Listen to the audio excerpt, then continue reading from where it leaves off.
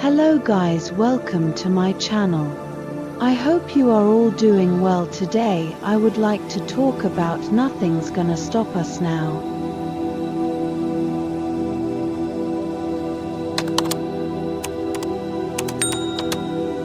How do groups get formed in colleges?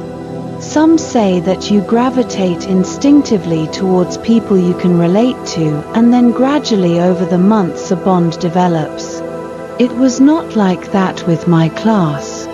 It felt as though a snooker player had hit a single hard strike and we, like the snooker balls, had scattered in all directions, random balls coming together with no predetermined plan. But of course, in reality, each shot is planned with precision and each strike is made with a purpose, and on deeper contemplation you realize that the balls came together for a reason after all. Almost instantly we had gravitated towards a gang or a group.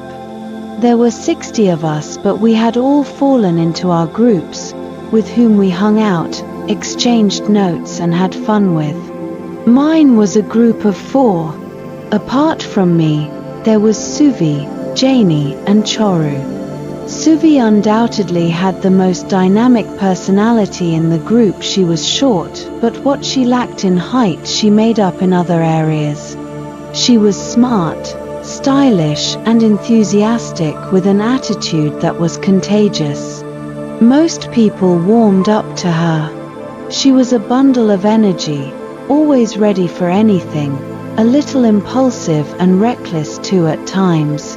Choru, a Tambram, was a personification of the generalizations that are made about them.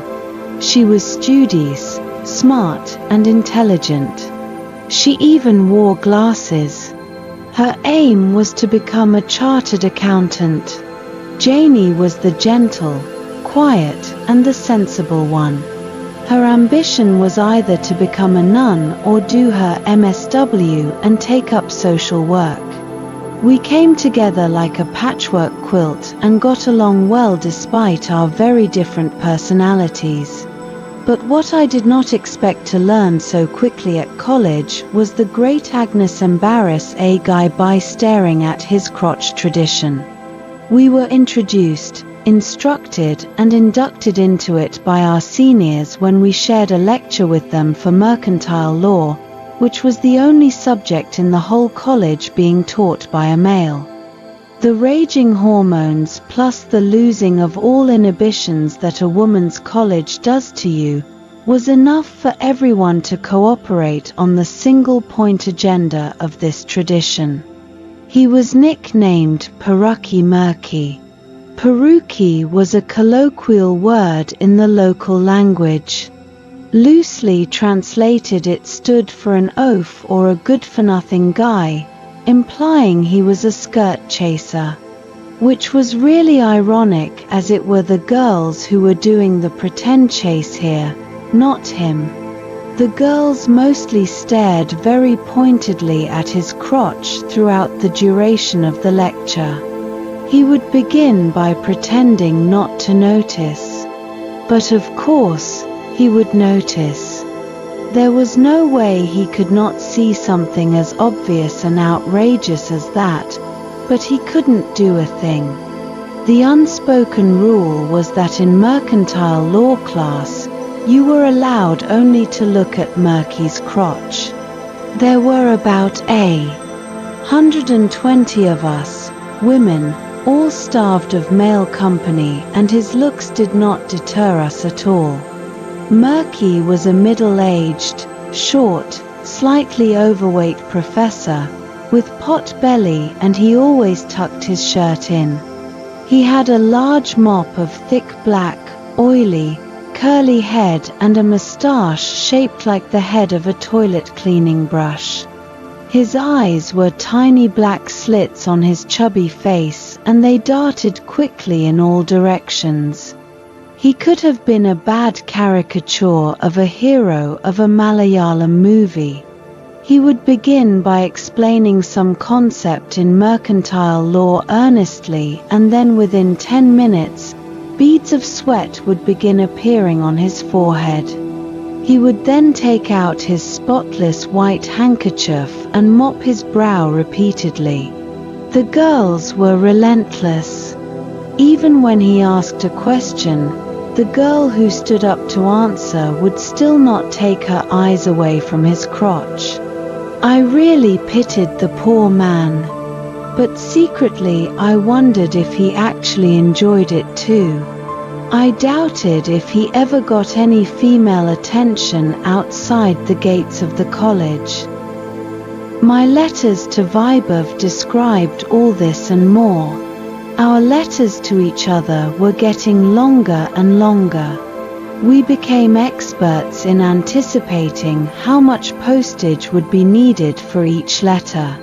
As the weeks sped, our letters to each other were our constant connection. Our link and the happiness we derived from them kept both of us going. During the day, in the middle of some activity I was busily involved in, I caught myself thinking of something he had written, and I found myself smiling. I caught myself making mental notes to tell him about little things that had just occurred. He wrote that it was the same for him. He said he never remembered being about life before this. He said I gave him an anchor, a purpose, and a so enthusiastic meaning to his existence. I told him he was a sentimental fool and howl'd write poetry. Secretly, of course, I loved it. He knew it too. I liked being adored. I liked the feeling of being so important to someone. I liked being the center of someone's world. A year flew by and I did not even feel it pass. Then when my 18th birthday was approaching, he decided that letters were just not enough. He said he wanted to talk to me. Getting to talk to Vaibhav on the phone involved putting together a complex combat mission, much like U.S. Airborne Division of Paratroopers in World War II. There were no mobile phones those days. It required detailed, precise planning, a lot of forethought and coordination down to the last detail. He had once tried the direct approach and called up at a decent hour. My mother had answered the phone. He greeted her and she had said a curt yes. She did not return the greeting. She said Ankita cannot come to the phone right now and had hung up abruptly. I was in my room and had heard every word. My ears burnt with indignation and tears of anger were swelling in my eyes. But I hid them well. There was no way I could argue with her. That did not stop us though. We both agreed that a phone call would be considered successful if we managed to speak to each other for at least 4 minutes. Vaibhav had outlined 3 parts for Operation Mission phone call. Part 1 was pre-mission planning considerations, which were: 1. My brother had to be asleep. 2. My parents had to be out for their morning walk, which they usually never missed. Part 2 was support forces, which were: 1. The telephone booth guy from where Vaibhav made those early morning phone calls should have woken up. Vaibhav later told me that he had to shake him vigorously or yell real loudly into his ear. He always charged him 10 rupees extra early morning rates, he claimed. 2. I should have woken up well on time so I could grab the phone on the first ring, else there was a chance of my brother waking up. Part 3 was anticipated threats which might lead to an abort mission, and these included: 1. My parents returning earlier than usual. 2. My brother picking up the telephone extension and listening in. My calling up Vaibhav was ruled out, as I could not possibly sneak out to a telephone booth at night. During the day I had tried twice. I had to call his hostel phone. His batch mates would yell out for him. I'd hang up and call after 5 minutes. Both times I was told he was not in the room. I gave up after that, as it meant I had to sneak out of college between my breaks and hurry back in time for the next class. They marked attendance every hour, not just once in the morning like in school. On my 18th birthday, I pretended to be asleep and lay still in my bed, listening to my parents leaving for their walk. The metallic clang of the latch on the gate told me they had left. I tiptoed quietly into the living room where the extension of the telephone was and unplugged it. Then I went back into my parents' room and lifted the phone and listened for a dial tone. It purred contentedly. Satisfied, I placed it back. Then I double-checked to see if I had placed it correctly. When you are waiting for a phone call, time seems to really drag. If you have ever waited for a phone call, you know exactly what I am talking about. You do not know what to do. You just wish and hope and will the phone to ring. You want time to fly. I sat next to the phone and waited. After a while, I slid down to the floor and continued waiting. It rang exactly as planned, and I grabbed it even before the first ring was completed. "Hey," I managed to whisper. Silence. "Hello." Silence again. Then I could hear the music starting. For a few seconds I had no idea what was going on. Then the penny dropped. Craig Chiquiko's guitar solo blended perfectly with the voice of Grace Slick to make magic that day, as I listened hundreds of miles away over a phone line. At 5:45 a.m. in the morning, huddled on the cold floor, the phone glued to my ear, in my parents' bedroom. It was a love song which had climbed the Billboard Hot 100 charts when it had been released. At that time I could not identify the band or the artist, but later I would know that it was a song by the band Jefferson Starship. Later I would also write down the lyrics, memorize them and listen to them 100 times over. Looking in your eyes, I see a paradise. This world that I've found is too good to be true. Standing here beside you, want so much to give you this love in my heart that I'm feeling for you. A guitar solo was played here, and then it continued. The whole song took about 4.5 minutes. In between, I tried telling him to stop playing the song and that I get the sentiments behind it. But he continued playing it till the very end. Then he came on the line and said, "Happy birthday Ankita," and I do mean every word in the lyrics of the song. I could have died right there, and I would have been the happiest person on earth. I did not know what to say.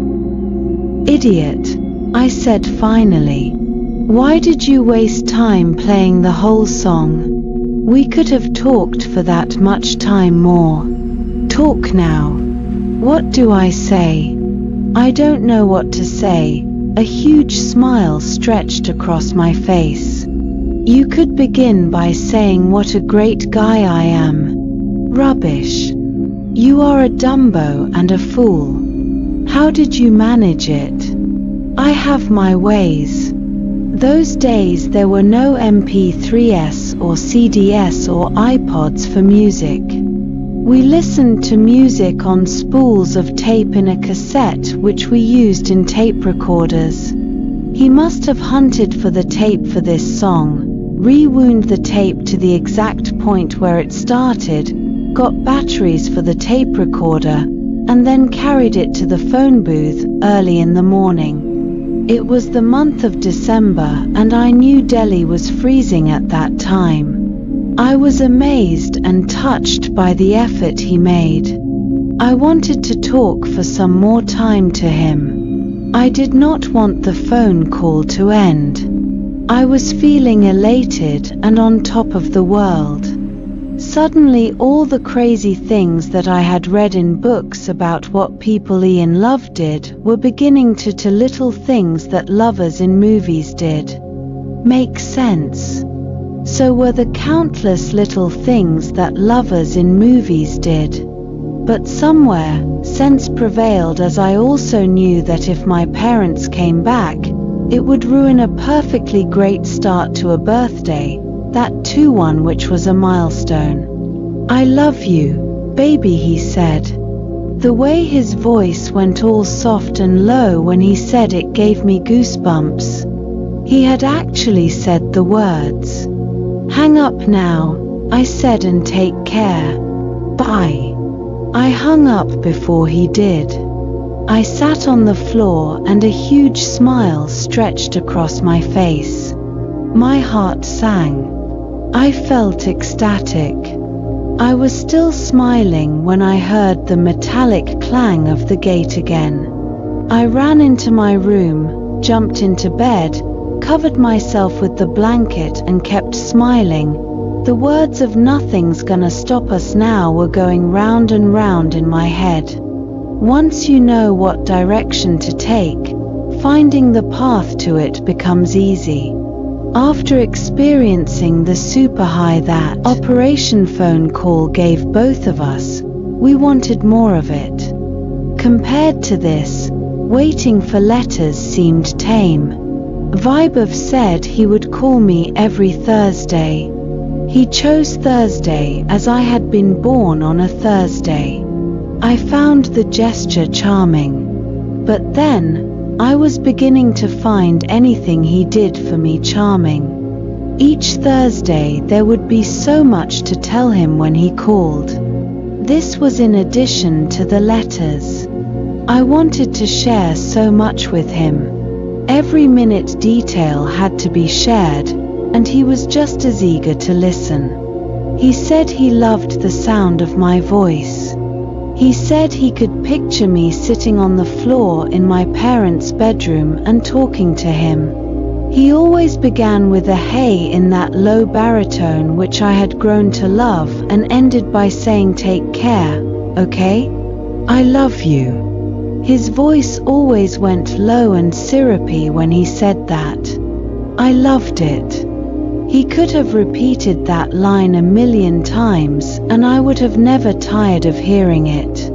What amazed both of us was that there was always so much to say. We never ran out of things to talk about. Each call must have lasted for about 6 or 7 minutes, as that was all he could afford, and it somehow was never ever enough. I once mentioned to him that I could send him money for the phone calls, as I felt guilty that he was spending so much. He wouldn't even hear of it, and we never discussed it again. On one Thursday, during yet another operation phone call, my parents came back earlier than expected. I nearly jumped out of my skin when I heard the main entrance door of the house opening. I must have been so engrossed that I hadn't heard the giveaway metallic clang of the gate. There was no time to dash out. I panicked, hung up, rolled over and hid under the bed. Seconds later, my dad and mom walked straight into the bedroom. My heart was pounding and I felt like a burglar. I was desperately thinking up excuses to say if they found me there. The phone rang again. Vibov must have presumed that the line had got disconnected. My dad answered it and hung up when there was no reply from the other end. I lay under the bed, as still as a rock. And fortunately for me, neither of my parents discovered me. I lay there for at least 45 minutes, till my dad went out of the room. My mother was in the kitchen. I could tell by the sounds. Later I crawled out and bolted to safety, feeling exactly like a commando who moves from one trench to another during wartime. I knew Vibov would call the next day, and I was back at the phone, waiting. He did. Idiot. I said I nearly died. I had to lie under the bed for 45 minutes. You are a fool of the first order. Why the hell did you call back? You should have used your brains. He laughed and laughed some more. I laughed along with him, delighted to hear the sound of his laughter. How was I to know? He said when he finally stopped laughing. I nearly jumped out of the phone booth myself when your dad answered. I hung up quickly that day. I did not have the stomach to risk another in operation.